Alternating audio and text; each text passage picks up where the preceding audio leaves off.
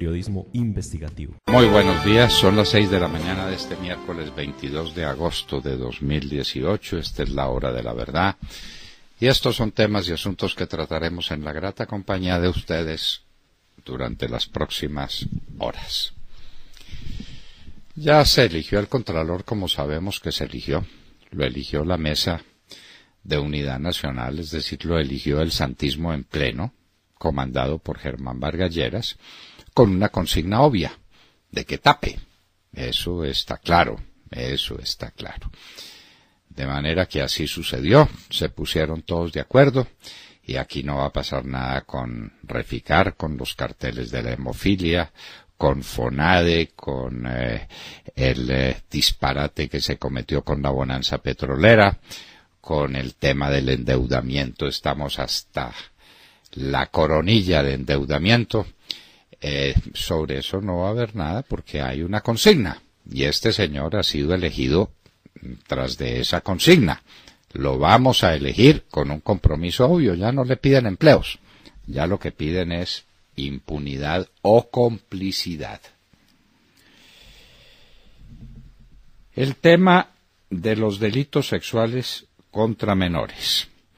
Insistimos en eso porque la cosa fluctúa entre la cadena perpetua que propone el presidente y la impunidad total que propone la señora ministra de Justicia. Entonces, ¿qué va a pasar? ¿Qué va a pasar? Uno de los delitos más atroces que uno pueda concebir y de los más cobardes y de los más miserables que puede cometer el género humano, ¿qué tratamiento es el que va a recibir? Porque la señora ministra de Justicia ha dicho antes de su elección que ¿cómo es eso de que se le vaya a dar un tratamiento diferente a lo demás? Es decir, de 5 a 8 años de prisión, pero 5 a 8 años de condena con pena alternativa. A propósito, el país necesita saber qué son las penas alternativas, que lo defina la JEP. La JEP está en mora de varias cosas, ¿no? De lo de Santrich y la definición de las penas alternativas para que sepamos a qué atenernos, cuál va a ser el tratamiento que se le va a dar a estos bandidos de las FARC, que ya están en el Congreso además. Ahora, el tema de los soldados de Arauca. Ya mandaron una primera prueba de supervivencia de esos muchachos, y entonces habrá que seguir los pasos de lo que se haga en el Chocó. ¿Y qué es lo que se va a hacer en el Chocó? Pues están pidiendo despegue, están haciendo de todas maneras ya lo que a ellos les interesa, que es el espectáculo, que es el show, y la amenaza es contra la humanidad entera. O nos dan lo que pedimos o los matamos, y de pronto empiezan a matarlo uno por uno, a ver cuánto resiste la opinión pública colombiana en esa materia. Porque el ELN, dije M19, me equivoqué, el ELN está haciendo exactamente lo que le da la gana, donde le da la gana, y sigue reclutando niños, y allá siguen reunidos en La Habana. A propósito, ¿cuándo nos van a contar desde la Contraloría General de la República cuánto costaron las conversaciones en La Habana? ¿No tenemos derecho a saber cuánto valía el hotel de estos criminales, asesinos, violadores, día por día, el hotel más caro de América? ¿Durante años? Creo que el país tiene derecho a saberlo, ¿no es cierto? Ya estamos grandecitos como para que nos nieguen esa verdad. ¿Será este Contralor el que sea capaz de asumir esa responsabilidad de decirlo? Desde luego que tampoco creemos. Ahora le están pidiendo al presidente Duque que haga la paz con la corrupción, o se lo sugieren. Si se hizo la paz con las FARC, ¿por qué no hacer la paz con la corrupción? Entonces tomemos a todos los corruptos, propongámosles una JEP especial para ellos y dejémoslos en libertad y no volvamos a hablar del tema. Aquí recordamos el valor ejemplarizante que tiene la pena y el valor ejemplarizante también que tiene la clemencia. Recordamos la frase famosa de William Shakespeare en Romeo y Julieta sobre la clemencia. Los clementes terminan por incendiar el mundo.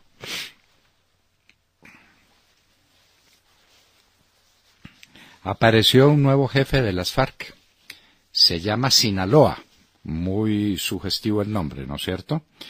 Bueno, Sinaloa no solamente es un muy respetable estado de los Estados Unidos de México, sino que es el cartel, uno de los carteles principales de la droga en México. Pues este Sinaloa montó su negocio en Europa y por eso lo llaman el jefe de los Balcanes. Hoy por hoy es el amo del Putumayo. El Putumayo está en manos de los bandidos. ¿Cómo está en manos de los bandidos el departamento de Nariño, especialmente en la frontera con el Ecuador? ¿Cómo está en manos de los bandidos el departamento del Cauca, la costa del Pacífico y ya remontando la cordillera en las vecindades de Cali, atacando los cañauzales, atacándolo todo? ¿Cómo está en poder de los bandidos el departamento del Chocó, que le pertenece al ELN? ¿Cómo está en poder de los bandidos gran parte de la zona de Urabá? ¿Cómo está en poder de los bandidos el Catatumbo? ¿Cómo está en poder de los bandidos Arauca? ¿Cómo está en poder de los bandidos Caquetá? A propósito, al fin, ¿dónde está Márquez y dónde está el Paisa? ¿Dónde están? ¿No es que el gobierno y las fuerzas militares tienen un excelente servicio de inteligencia? Ni siquiera lo pueden aplicar a los jefes de las FARC. ¿Dónde están? Una nueva pata que le nace al cojo. La torre del Bacatá sería la torre de apartamentos más grande de Colombia en la carrera quinta con calle 19, donde era el Hotel Bacatá. Ha pasado toda clase de peripecias y eso está en manos de un español que nos tranquiliza mucho porque él está adelantando unas campañas para que la gente invierta y entonces con la inversión de la gente se construye la torre y se termina la torre. Nada de eso ha sido cierto, pero lo que nos tranquiliza es que el señor está pedido por las autoridades españolas por estafa y malversación de fondos. De manera que es muy tranquilizador saber que al mando de ese proyecto donde cayó tanta gente inocente, tantos, pero ¿para qué sirven las autoridades colombianas? ¿Qué capacidad de intervención tienen? ¿No ve que si el problema es grave, si este hombre, este español, se hubiera robado un pan en una panadería, estaría preso? Pero como está cometiendo semejante desfalco, está tranquilo. Caracas es una tragedia. Nadie sabe si está en paro o parada. Es decir, si está parada porque no tiene cómo funcionar. Llega el momento en que las cosas definitivamente no funcionan. O es un paro decretado por la oposición a ver si tumba a este bandido, a este tirano de Maduro, que está haciendo lo que está haciendo ante los ojos del mundo y nadie protesta. Hablaremos en nuestra nota editorial del éxodo de los venezolanos por Colombia, lo que debió advertir Juan Manuel Santos hace mucho tiempo, inclusive después de haber declarado a los autores del éxodo sus nuevos mejores amigos. No podemos olvidar que Maduro fue el nuevo mejor amigo de Santos, que la canciller era íntima amiga de Maduro, y que lo favorecieron, y que todo eso lo hicieron porque les ayudara en La Habana con las FARC, que era lo único que le importaba a Santos en la vida. Ahí están los resultados, ahí los están viendo ustedes, esas caravanas interminables de hermanos venezolanos que se mueren de hambre y de frío en las carreteras de Colombia. Ese es el resultado del nuevo mejor amigo y de la política de Santos y de la canciller Holguín en esa materia. Pichi, el dueño del 70%, claro que cada bandido que cae es dueño del 70% de las bandas criminales y del aparato criminal en el sitio donde lo localizan. En este caso, pues el Valle de Aburrá y la ciudad de Medellín, quería matar al alcalde de Medellín. Un alcalde muy valeroso, con un jefe de seguridad muy valeroso, haciéndole frente a una cosa horrenda que es el resultado del tráfico de drogas. No nos engañemos, uno se pregunta ¿y qué es lo que pasa en Medellín? ¿Y qué sucede en Medellín? Lo que pasa en todo Colombia, que nos comió la cocaína, que nos comió el bazuco, que nos comieron las drogas, por obra y gracia de Juan Manuel Santos, que les entregó el país a los traficantes de drogas con tal de que le firmaran la paz. A propósito de este tema, se plantea también la cuestión de la esclavitud de nuestro tiempo, que es la de la prostitución de las mujeres. Muchas mujeres llegadas de Venezuela, que eran profesionales, que tenían una vida en Venezuela, se han tenido que dedicar en Colombia a la prostitución, el más antiguo de los oficios del mundo, la esclavitud de nuestro tiempo de la que nadie habla. Esto es parte de la tragedia venezolana. Esto debiera tener un tratamiento de fondo si en este país estuviéramos dispuestos a hablar de fondo sobre alguna cosa. Los dos porrazos que le dieron a Trump ayer, su abogado Cohen, dando declaraciones y diciendo que efectivamente él le había pagado dinero a dos prostitutas que no dejan de serlo porque sean costosas. Las prostitutas no pueden estar en función de lo que cobren. A dos prostitutas que debían callarse la boca para no perjudicar la candidatura de Trump. Esto es muy difícil de digerir. Trump ha tenido unos éxitos espectaculares en muchos temas de su política, especialmente de su política económica, pero la bajeza moral del señor Trump ahí está a la vista. Y cae también Manafort, el hombre que fue quien dirigió su campaña y que se declarará culpable como de 8 cargos. Y a propósito, cuando eso sucede uno se pregunta, ¿y los que dirigieron la campaña de Santos en el 2014, dónde está? Por lo pronto, uno de ellos, el más eficaz, el fiscal Montealegre, es hoy dueño de la Contraloría General de la Nación, a través de su íntimo amigo, el Pepe. Esa es la diferencia de tratamiento. En los Estados Unidos los ponen presos, los meten a la cárcel. Parece que uno de ellos tendría cárcel prevista para unos 80 años. Aquí siguen siendo dueños del país. El único que está preso es el señor Prieto, como si Prieto hubiera sido el único que hizo la campaña. ¿Es justo que esté en la cárcel? Claro que es justo. Lo que es injusto es que sea el único que está en la cárcel. ¿Sería Maduro capaz de desatar acción militar contra Colombia para distraer la atención? De esto se viene hablando mucho y ha sido muy frecuente. Recuerden ustedes que Galtieri en la Argentina, cuando estaba caído, resolvió tomarse las Islas Malvinas, lo que eso le costó a la Argentina. Recuerden que la única guerra grande que tuvo Colombia en el siglo XX fue la guerra contra el Perú. ¿Quién la desató? El señor Sánchez Cerro, dictador del Perú, que estaba caído y resolvió distraer la atención con una operación militar en contra de Colombia. Esa teoría funciona. ¿Sería capaz Maduro de hacerlo? ¿Tendría medios para hacerlo? ¿No desataría eso la ira de los Estados Unidos y la caída definitiva del tirano? Son preguntas que dejamos ahí expuestas ante ustedes. Los casos que el Contralor va a encubrir, sobre todo nos referimos a aquellos casos en los que está comprometido su gran elector, que fue el jefe de todo el grupo que dirigió la banda sonora y la banda visual que llevó a Pipi a la Contraloría. Todo lo que tiene que ver con Vargas Lleras, por ejemplo, Saludcop, por ejemplo, Café Salud, por ejemplo, la Ruta del Sol 2, el túnel de la línea, por ejemplo, las casas que se entregaron gratuitamente, por ejemplo, es que fueron 7 años de vicepresidencia y de presidencia bastante ostensible. Nunca pareció posible que eso se viniera como un castillo de naipes. Lo que estaba previsto es que gracias a esos 7 años Vargas Lleras sería el presidente de la República. Dios nos tuvo de su mano.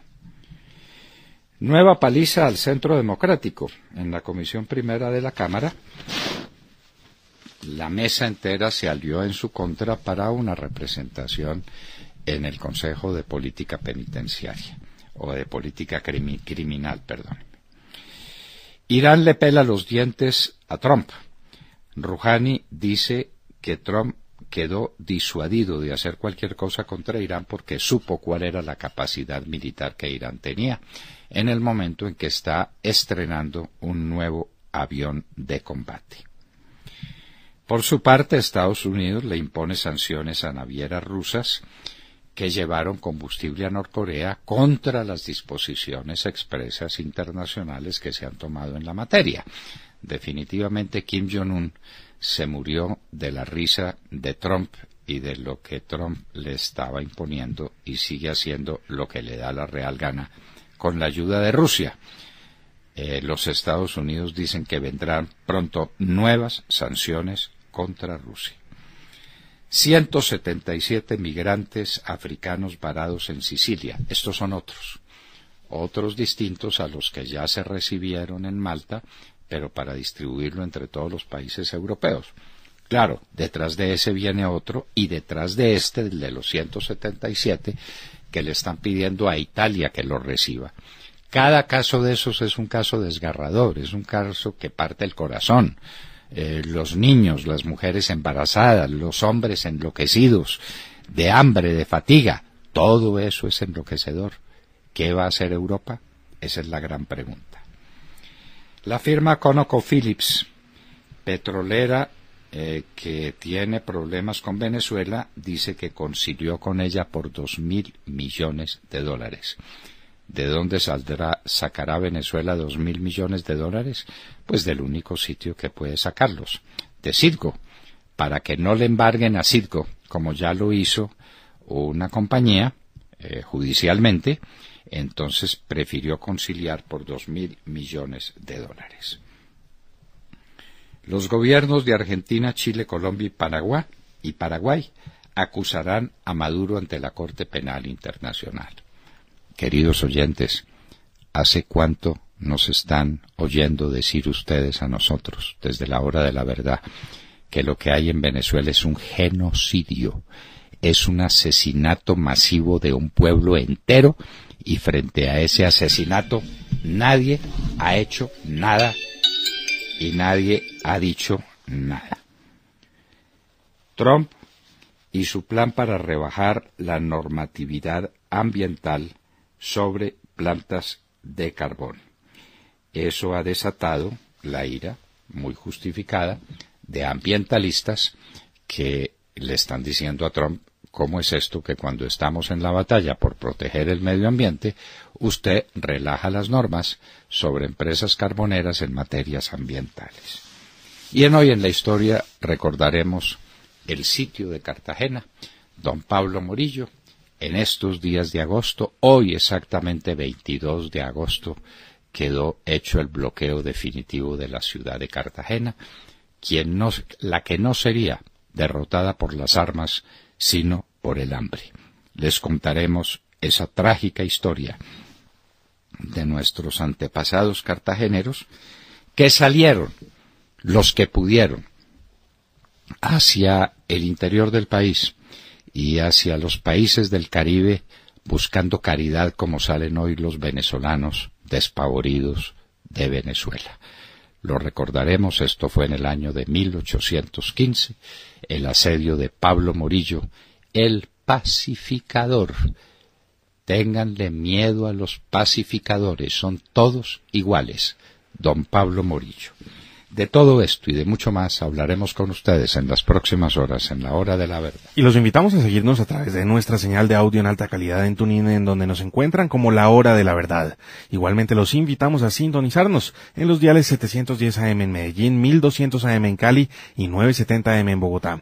Recuerden que estamos presentes también en nuestra cuenta de Twitter, @Hora de la Verdad, a través de la cual pueden seguir el minuto a minuto de nuestras emisiones. Los invitamos a seguir nuestra transmisión a través de Facebook Live con nuestra señal en vivo. Todo nuestro contenido también está disponible en nuestro canal en YouTube. También pueden escucharnos en vivo y diferido a través de nuestra página web y dejarnos todos sus comentarios a través de nuestro chat en esta dirección: www.lahoradelaverdad.com.co. Son las 6 de la mañana, 21 minutos. Comenzamos ya. Bienvenidos. En la red de Radio Red RCN, La Hora de la Verdad, con Fernando Londoño Hoyos y su equipo periodístico.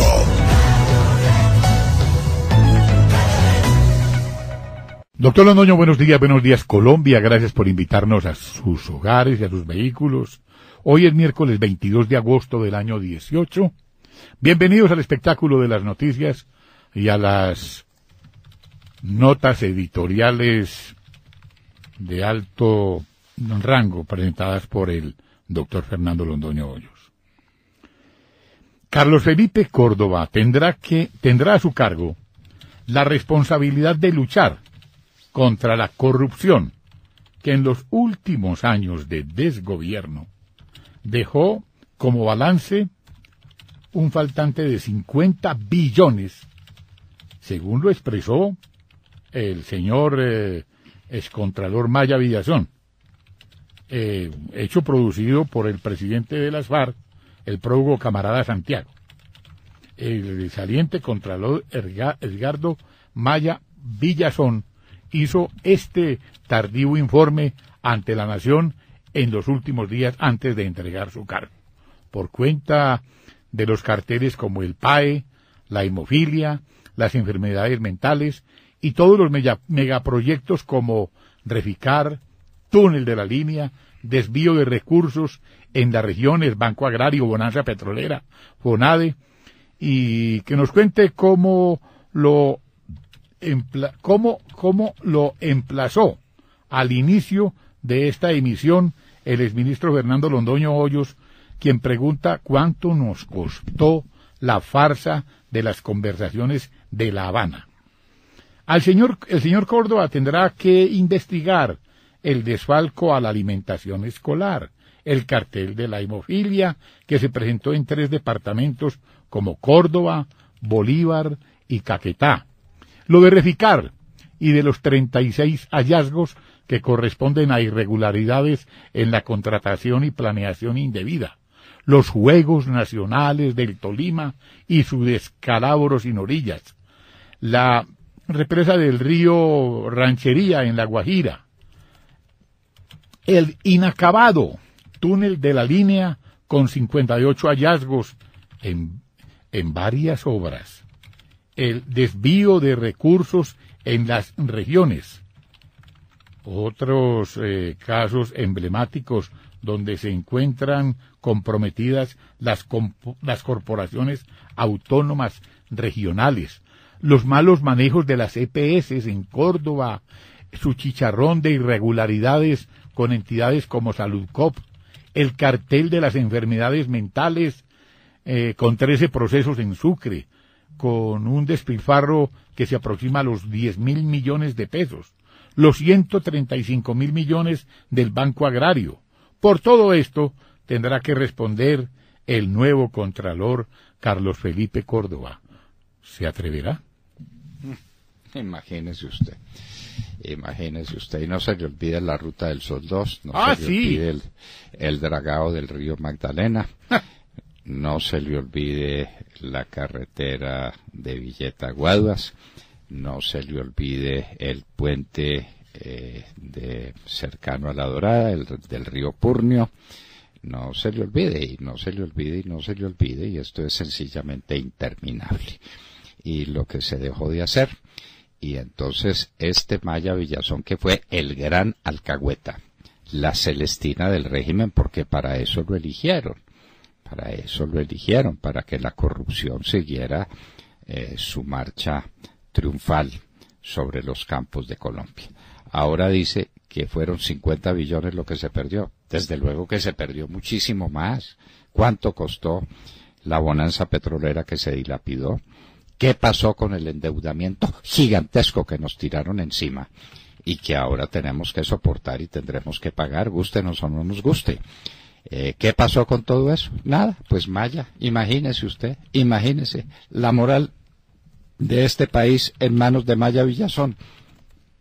Bueno, pues así es la cosa. Y a propósito de moral y a propósito de ética, lo que dejó de hacerse en esta elección, por Dios. Es muy significativo que en la elección de Contralor Marco Antonio Velilla no hubiera sacado ni un voto, ni uno solo, ni uno, de nadie. Y nadie podrá negar que de todos los candidatos era el candidato más significativo desde el punto de vista del combate por la ética. Otros podrían ser más eficaces y podrían ser más combativos, pero ni un voto por Marco Antonio Velilla. Eso le demuestra a William en qué estamos y qué es lo que tiene este Pipe al que eligieron los de la mesa para que no revisara nada de eso que usted mencionó, que son los hechos de la mesa, ¿no? Bueno, muy bien. Entonces, a ver, va a ser como pisando cáscaras, pisando huevos. Va a ir sobre un campo sembrado de huevos, a ver cómo no los pisa, a ver cómo no acaba con ellos. Vanessa Araujo. Doctor Fernando y queridos oyentes, muy buenos días. La migración masiva de venezolanos se convirtió en la peor crisis migratoria en la historia de América Latina. Crisis a la que se suma la ola de xenofobia que parece aumentar y las medidas de gobiernos como Ecuador y Perú que ahora le cierran las puertas a los migrantes. La crisis es tal que la OEA convocó una reunión extraordinaria para tratar la migración masiva, mientras que este martes el gobierno de Ecuador también convocó una reunión con los países de la región para debatir la situación. Según la ONU, son 2.3 millones los venezolanos que salieron de su país. La cifra sin duda se aumentará luego de las recientes medidas económicas tomadas por Maduro, que son casi como decretar una masacre. Ecuador y Perú ahora exigen que los venezolanos muestren sus pasaportes para poder ingresar. Esto a pesar de conocer la misión imposible que enfrentan los ciudadanos para poder adquirir el documento debido a que el régimen de Nicolás Maduro paralizó la entrega. En abril, Chile anunció la creación de la visa de responsabilidad democrática, destinada a aquellos venezolanos que quisieran trabajar y permanecer de forma temporal en el país, un permiso que solo puede ser solicitado a través de los consulados de Chile en Venezuela.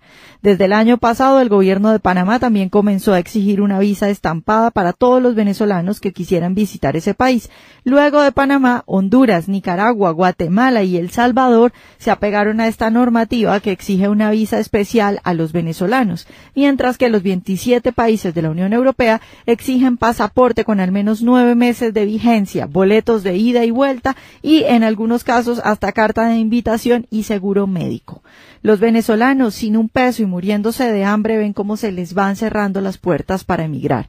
Pues hay que recordar que Nicolás Maduro ha instalado el secuestro como política de Estado, negándole a los venezolanos el derecho a sus pasaportes, por lo que la mayoría sale del país sin un peso, caminando y solo con la cédula en sus manos. ¿Cómo decirle a estos migrantes que probablemente vendieron todas sus pertenencias para pagar el viaje y que ya no tienen un peso, que no pueden llegar a sus destinos, que no los dejan entrar y que les toca regresar a un país en ruinas?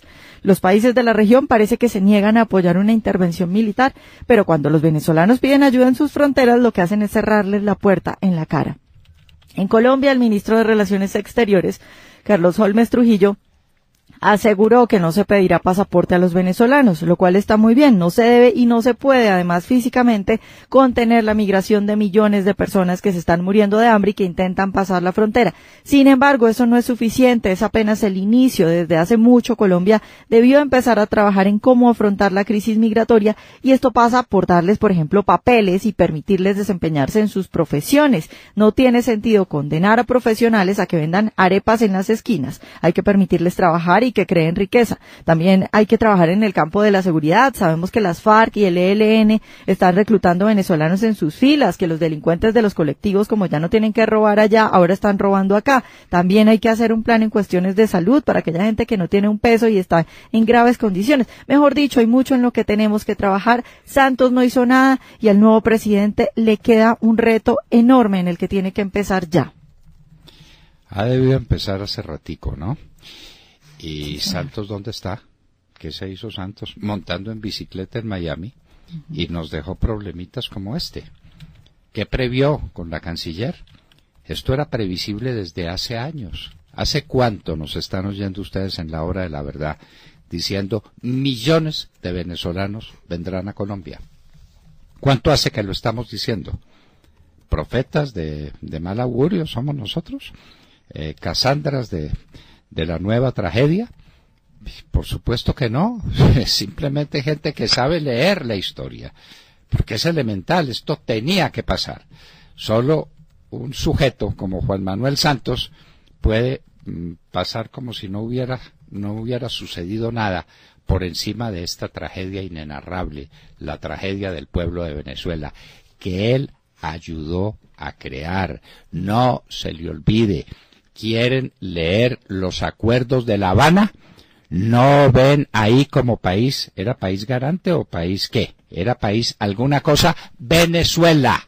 Venezuela. Santos se apoyó en el régimen de Chávez y de Maduro para sacar adelante su estrafalario acuerdo de paz con las FARC. Y después, cuando lo vio caído, al final, entonces se hablaba del dictador. Sí, Eso es una dictadura. Pero además recordemos que cuando Santos llegó a la presidencia quitó todas las trabas y todas las condiciones que había puesto el presidente Uribe a Venezuela.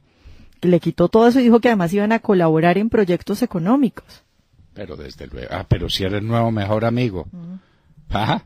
El nuevo mejor amigo. Y no invitó a Chávez a la posesión porque Uribe no se lo permitió. Le dijo, mientras yo sea presidente de la República, el avión de Maduro se encontrará con los aviones de la Fuerza Aérea Colombiana para obligarlo a regresar. No tolero que ese señor venga a Colombia. Santos lo quería invitar a la posesión y ahora se hace el desentendido con casco de ciclista y en bicicleta de último modelo en Miami, fugado del país. A propósito, ¿dónde está Migración Colombia? ¿Dónde está Migración Colombia? Dejó salir a ese sujeto sin permiso del Senado de la República como lo exige la Constitución. En otro caso hubiera sido destituido.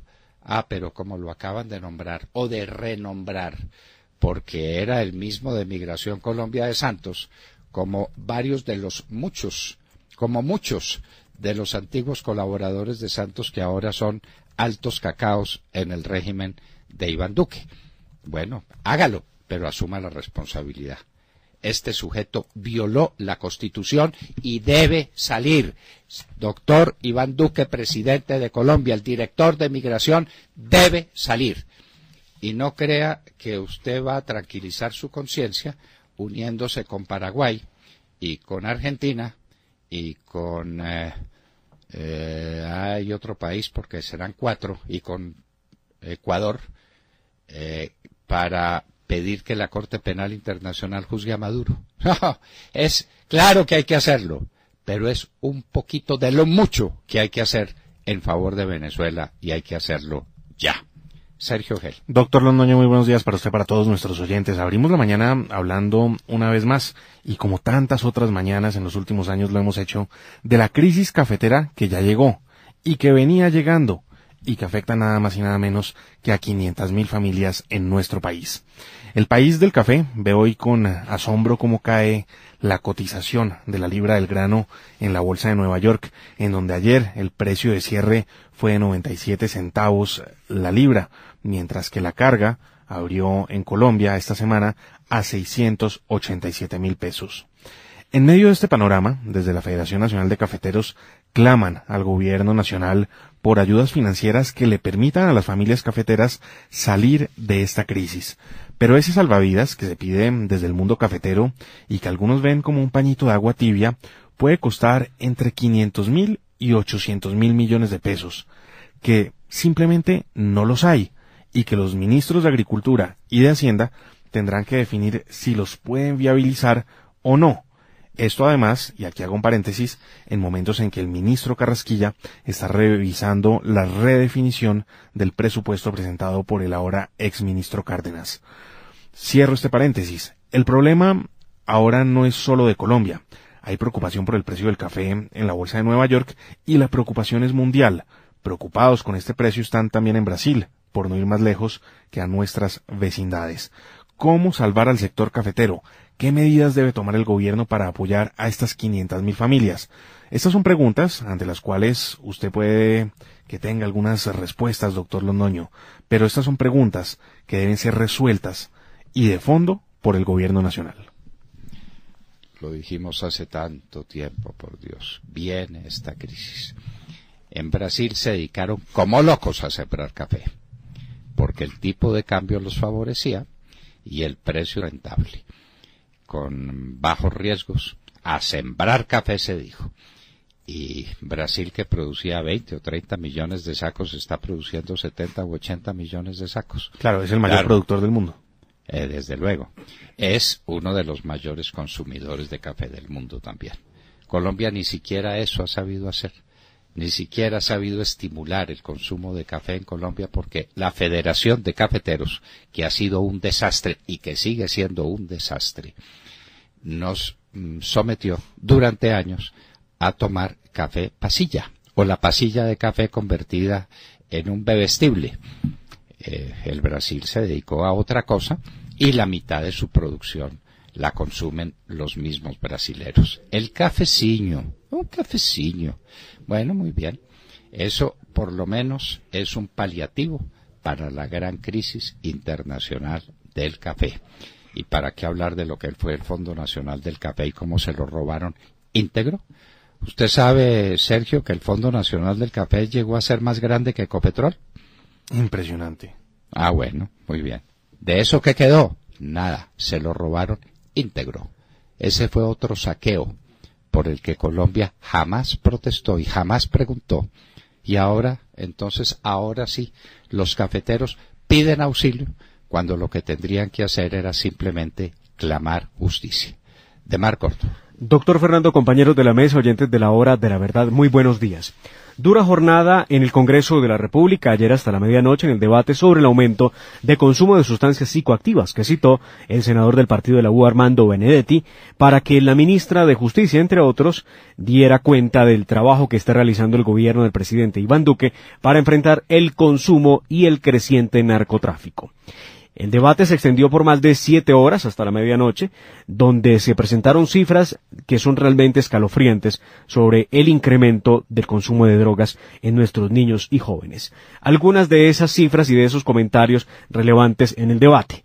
Medellín, Antioquia y los departamentos del eje cafetero tienen consumo de drogas ilícitas superiores al resto del país.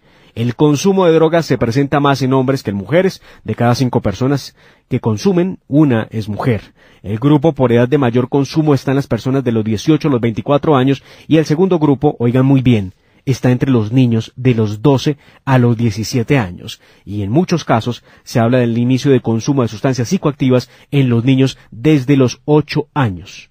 El 50% de los encuestados, de acuerdo a un informe del Observatorio de Drogas de Colombia, del Ministerio de Justicia, en el año 2017, consideraron fácil el acceso a la marihuana en un 35,5%, a la cocaína en un 33,5%, al bazuco en un 23%, al éxtasis en un 13%, a lo mismo que a la heroína. Pero luego de estas cifras, doctor Fernando, presenciamos lo que fue sencillamente increíble, o mejor, absurdo. Las FARC hablando de la lucha en contra del narcotráfico y, claro, defendiendo al presidente Juan Manuel Santos, que según ellos no es el único culpable de pasar de 60.000 hectáreas de coca sembradas a 209.000, de acuerdo al más reciente informe del Departamento de Estado de los Estados Unidos.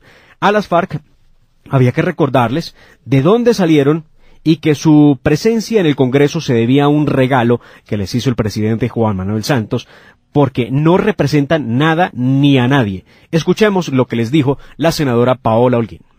Quienes hoy hablan de las víctimas y de la verdad, qué bueno que se lo explicaran a Alexandra Vargas, que la reclutaron menor de edad. Abusaron de ella varios comandantes de la FARC y la única respuesta que encontraron en quienes hoy hablan de verdad y de víctimas es que esa era la vida que le tenía que tocar a las guerrilleras. Gritan que tienen representatividad política. ¿De quién? No sacaron votos ni siquiera para mantener una personería jurídica. Aquí hay unas curules a dedo para unos criminales que no pagaron un solo día por sus delitos. El debate seguía y las FARC se desesperaban en sus curules por atacar y lucir su talante de farsantes y por lo mismo exigieron que se demuestre que alias Jesús Santrich, quien hoy está preso por delitos de narcotráfico y solicitado en extradición, es un narcotraficante. Esto decía el señor Carlos Antonio Lozada. Jesús Santrich hoy en día está preso ilegalmente, como lo ha dicho incluso el último pronunciamiento de la Corte Constitucional, que reconoce que fue detenido sin existir pruebas. Y si tienen pruebas ustedes de la vinculación, deben presentarlas, pero no hacer acusaciones infundadas. No conocemos el pronunciamiento de la Corte Constitucional del que habla este señor, pero bueno. Ante estos gritos desesperados de Lozada, llegó la voz de Carlos Felipe Mejía del Centro Democrático, que le recordó a los integrantes de las FARC que ellos hoy sentados en el Congreso no son ningunas buenas personas y que por el contrario, desde esa guerrilla se cometieron asesinatos y violaciones. Qué pena con ustedes, pero violadores de niños, asesinos, reclutadores de menores, narcoterroristas, narcotraficantes, bandidos, eso es lo que ha hecho el narcoterrorismo de la FARC en este país. Y no porque estén aquí sentados, resulta que los crímenes de 50 años y la sangre que derramaron del pueblo colombiano no existe. Este fue el debate, doctor Fernando, anoche en la plenaria del Senado sobre el aumento de consumo de sustancias psicoactivas. Pero qué consuelo saber que existe gente de la rectitud y del valor de Paola Holguín o de Carlos Felipe Mejía, ¿no? No todo está perdido. No, pues realmente el debate que terminó en eso, el debate terminó en el Centro Democrático cantándole la tabla, si me permiten ustedes la expresión, a las FARC, y las FARC tratando de defenderse sin que nadie más las defendiera, porque ahí sí desaparecieron los aliados. Pero ¿quién puede ser aliado de eso? ¿Quién puede ser aliado? Pues como para ciertos asuntos se unen, pues para otros bueno, también. Pero defender moralmente, políticamente o jurídicamente a las FARC, esa sí es la misión imposible. Tata Castro. Muy buenos días a todos. El torneo del fútbol profesional colombiano de este semestre empezó el 20 de julio y en 5 fechas jugadas ya van 4 técnicos que no van más con sus equipos. 3 destituidos y uno que renunció, el señor Flavio Torres del Deportivo Pasto, cuando llevaban 3 partidos jugados. Entre los despedidos están el del América de Cali, Pedro Felicio Santos, el de Bucaramanga, Carlos Mario Hoyos, y ayer se sumó a estos 2 el de Envigado, Rubén Darío Bedoya. Los malos resultados y el poco fútbol mostrado en estas primeras fechas hizo que estos 4 equipos en un mes se quedaran sin director técnico. La pregunta que nos hacemos, doctor Londoño, es, ¿realmente eso es un tiempo suficiente para que un técnico tenga un proceso y pueda mostrar resultados? ¿O es que los directivos toman decisiones apresuradas no solo para contratarlos, sino para despedirlos? Sea lo que sea, un equipo que en 5 fechas ya no tiene técnico, le espera un campeonato más para sobrevivir que para sobresalir. Y el público, los hinchas, que se conformen con el mal fútbol, doctor Londoño. Los directivos de los equipos salvan su responsabilidad destituyendo al técnico. Es que la culpa es del técnico, no es de los jugadores, no es de que no haya divisiones inferiores, que no tengan entrenamiento adecuado, no es falta de tiempo para organizar realmente un equipo, no, la culpa es del entrenador que en 4 fechas o en 5 fechas no fue capaz de hacer un gran equipo, sacado de la nada. Bueno, en fin, ese es el fútbol colombiano.